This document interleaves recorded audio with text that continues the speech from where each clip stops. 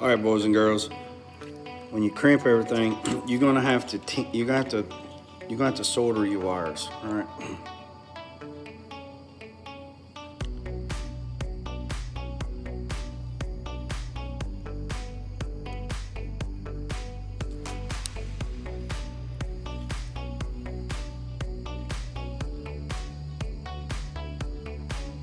You have to solder your connections.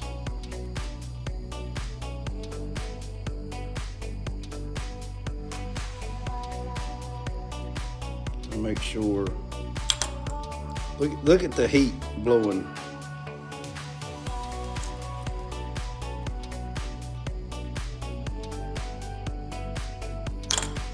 So those ends are soldered. Now I'll let that cool down and I'll shrink wrap them.